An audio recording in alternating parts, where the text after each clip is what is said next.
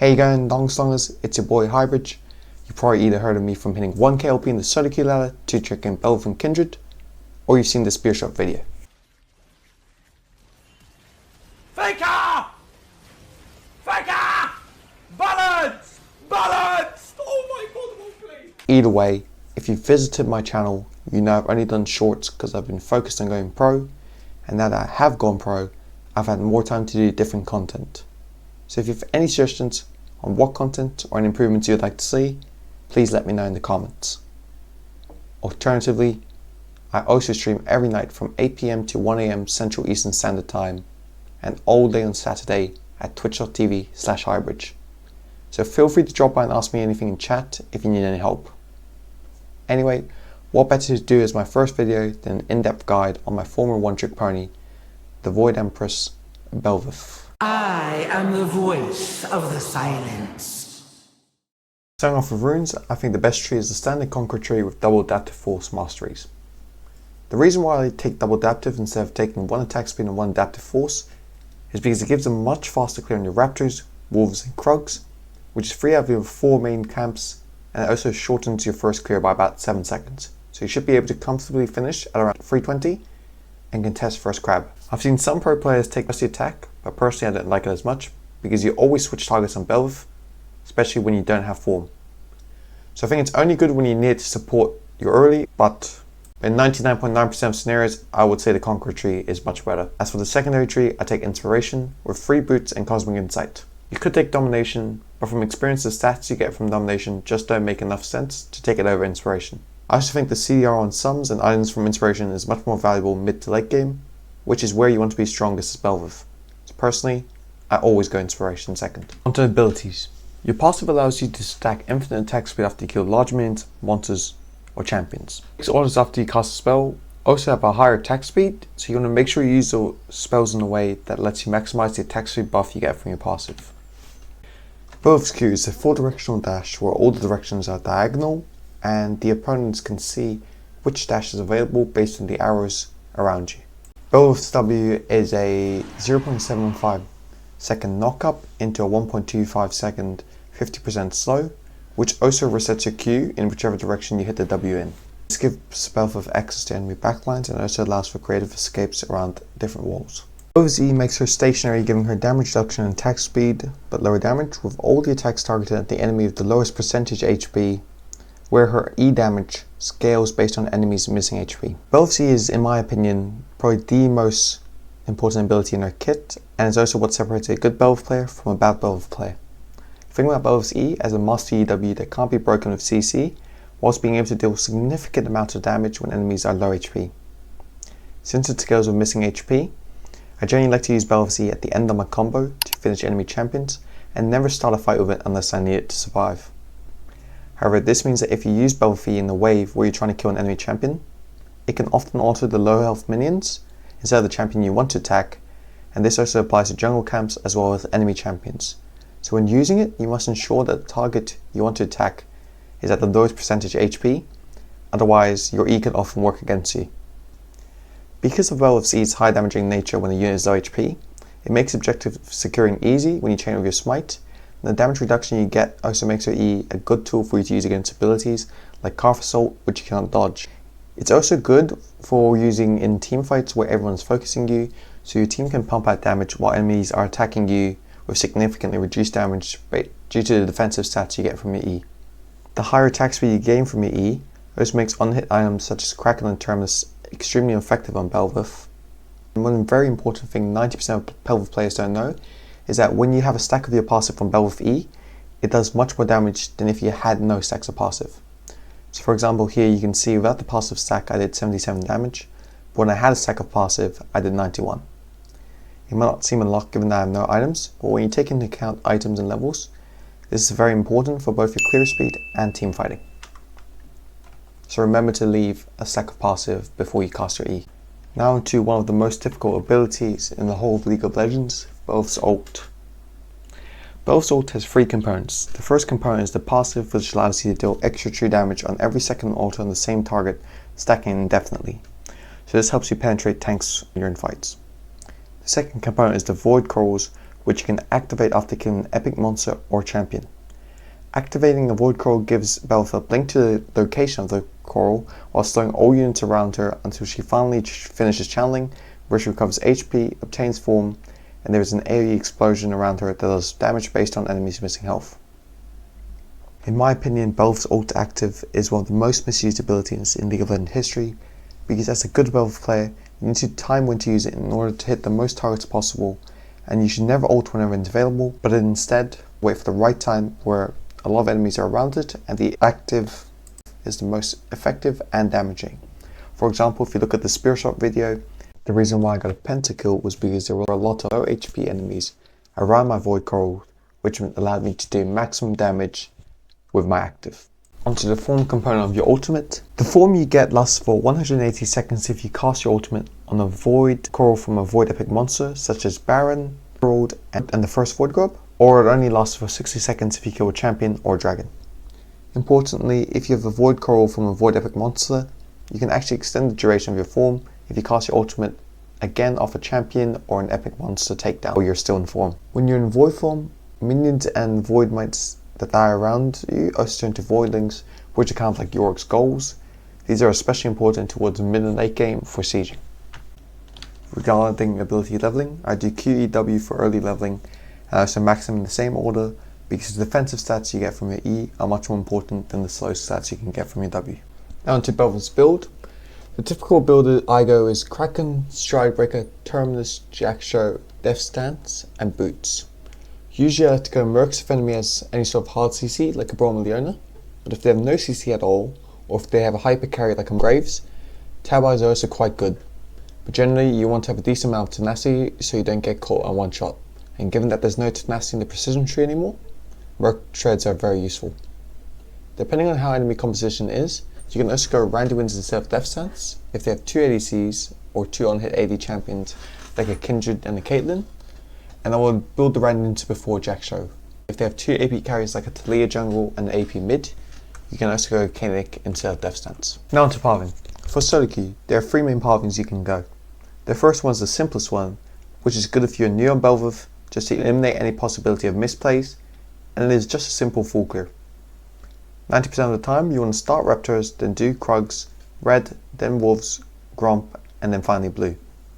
I would say however that while this pathing is simple, it is also lazy and probably only good for super high elo or pro play. Because as Belveth you can use the next 2 pathings that I'm going to talk about to cheese and just win games a lot easier and faster. However, in higher elos such as Challenger and Grandmaster, players are more aware of the next 2 pathings and can sometimes respond to it in a way that makes it not worth going for. So when I am in Challenger, I tend to stick to full clearing. The next pathing I'm going to talk about is game changing, and if you can take one thing away from this video, I want it to be this pathing, because I promise you can make your Belveth games 1,000 times easier. This is probably the most effective pathing on the Grandmaster elo, and also doesn't require much skill. This pathing requires you to stun your Raptors, and you do your red, then Krugs into level 3 gank. But if your bot lane is shoved, and enemy bot lane is still too healthy for you to dive, you call your bot lane to move you into enemy bots or jungle, and you take enemy camps or look for a kill on their jungler. What this pathing entails is that it pretty much guarantees that you either get a gold lead from killing enemy laners, a camp lead by invading enemy jungle, and if none of those, at least a good position for your lane, thereby giving you access to at least one winning lane which you can spend the game playing off of.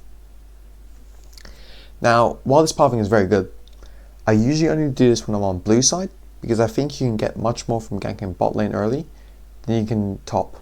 Just because top laners usually have TP, and there's 2 bot laners, so sometimes you can get 2 kills, and just in general, bot lane snowballs harder. But if enemy top doesn't take TP, like he's playing a Darius or something where he needs Ghost, or a Kled where he takes Ignite, and I'm sure I can kill him, then I'll also do this pathing on red side, because when enemy has no TP and you kill them early, lane is 99% of the time won. But as I said, while this pathing is great, I use it less on red side compared to blue. The third pathing I'm going to talk about today is by far the most complex pathing Belveth can have, and it's a pathing I would only go when I'm on red side, and given how complex it is, I'll release a separate video which just involved me doing it. But pretty much what it entails is you start enemy Raptors as your first camp, then you do enemy red buff, and then you do enemy Krugs. If you notice, this pathing is the same as the last pathing, except you're doing it on the enemy's red side quadrant when they're on blue side. This pathing is very complex, and there are a few factors you need to keep in mind. First, you can't show early if you're invading like this, so ideally you have to leave the bush at around 5 seconds before the raptors spawn. And second, if you know enemy is starting the red buff and they know you're on the raptors, you can clear raptors in time, where you can meet them at the red buff while they're still level 1. Red buff is at around 1k, and you should be able to secure the buff with your E-Smite combo and fight him after. When you do this pathing, you have to remember that you're splitting the map pretty much. So I would only do this if I'm on red side, where I'm splitting the map for bot lane. But theoretically, you could do it for your top lane as well, if you're on blue side. If you have a Yone or Fiora, like a hyper carry, which is your win con. But again, as I said, generally you want to play around bot lane, and since bot lane is the win con in most games, I would only use this pathing when I'm on red side. Moving on to ganking. Belveth is not that different to other champions, so the general rules of sticking to the far end terrain to be behind enemy champions still stays the same. Perhaps the most unique feature of Belveth, though, in ganking is her ability to use Q and W together in order to cover long distances. With that, your ganking potential is much higher than other farm heavy champions such as Graves. Importantly, I would say that remember you can often use your E and Q to dive enemy champions, because with the increased resistance from your E and high damage against low HP targets, you often keep a decent level of health while diving, and you can also get out of range of turret aggro quickly with your Q. And in some cases, like the one on screen right now, even with your ult, this means that usually you should be the one tank. For Belveth's mid game, all your focus should be to get yourself in the best position to carry your team. This includes playing for void objectives such as Grubs and Herald in order to gain your void form, which lasts for 180 seconds. And once you get this form, you want to always make sure that you have at least 80 seconds of form left before you recall or go back to farming. Even if it means sometimes forcing fights that makes you deviate from tempo pathing, which essentially means clearing camps in the fastest way possible, I would say it's correct to do so because of how important maintaining your form is. Just as a reminder, I would also time your backs in order to allow you to maximize the use of form. So maybe don't back when you have 600 gold and just stay on the map longer. Also, if you have a long duration of form left, let's say 120 seconds, never take flip fights which are like 50-50, because it just isn't worth risking form. As both, you also want to make sure you never fall too far behind in farm, and sometimes if you need to ask your team for help, you have to make sure to ping and call your teammates for help in invades, or even securing objectives such as Herald and Grubs. One technique I use to accelerate my late game is, once I get Herald, I'll wait for a fight to break out on one side of the map, and I'll just go to the other side of the map and use Herald to break 2 towers, because with your Void passive from your Void form, where you get your Voidlings, you can turn the little Void mites that Herald spawns into Voidlings after they die. This makes it very easy for you to take objectives, and pretty much by dropping Herald in the lane that nobody is defending, you guarantee yourself at least 2 towers. Now on to how you play late game. So the first part of late game I want to address is what you do after you get Baron. So usually if your team has a split push top laner or mid laner, like a Fiora if it's a top laner, or like a Nazir if it's a mid laner, I would suggest you play 1-3-1, as with your Void form you're very strong in split push, and usually enemies need to send 2 or even 3 people to match you, especially given how strong you'll be at this stage of the game. Otherwise, you can also play a 4-1 composition where you can just play in the side lane while 4 of your teammates play in mid lane, and you just sync the waves and you should be able to get both mid and bot lane in hit towers. In terms of late game team fighting, without form I would say that because you have less mobility, it's harder for you to do what you usually want to do with form, which is access the enemy backline, kill the backline first, and then work on the tanks and the front line. So what I would say is that without form, you should probably just focus on killing the first target and getting a reset for your R, and thereby gaining form. When you do actually have form, I would say that you would want to do would be to try to get into enemy backline.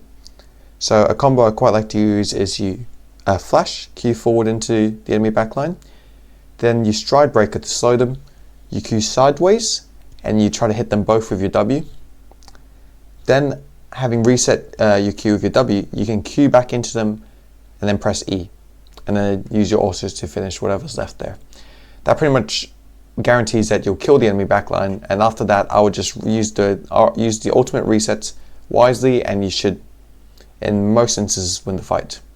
Pretty much when you're playing Belveth, your job in team fights is just to assassinate the enemy backline. But if you have to play a role where you're kiting for your own ADC because he's very fed, you can also do that with your W and just body blocking because of how strong you are and how quickly you can also kill tanks. I will say that if I can give you one final tip on how to play teamfights as Belveth, it would be to remember that you have a significant amount of mobility that you can use to enter and exit fights. So sometimes if you feel like you had a flank and you think, oh, this can't work out, you have the option to always back out and find another opportunity in team fights. So don't always go full committal. You're not a champion like Rek'Sai where you can just dive in and there's no exit plan. You have an exit plan, so you can be a bit more reckless when it comes to entering fights, but also remember that before you get your Jack Show, you're quite squishy, so play around the items and play around your spikes. Okay, that marks the end of this Belveth guide. I just want to say if you sat for the entire video, massive shout out to you guys. I really appreciate it. I put over 60 hours into making this guide, and I know despite that, my editing is still quite bad, so if there's any improvements you can suggest, please leave it below in the comments. Also, if it's possible, I would ask for you guys to please like and subscribe to me. It means a lot, and if you have any other guides or content you would like to see, please also drop that into the comments and I'll work on that. If you want to support me, please just follow me on my Twitch channel and other socials. That's more than enough. And lastly, I just want to say I hope this video ultimately helps you guys climb the rank ladder of Belveth. Thank you and peace. We're out of here.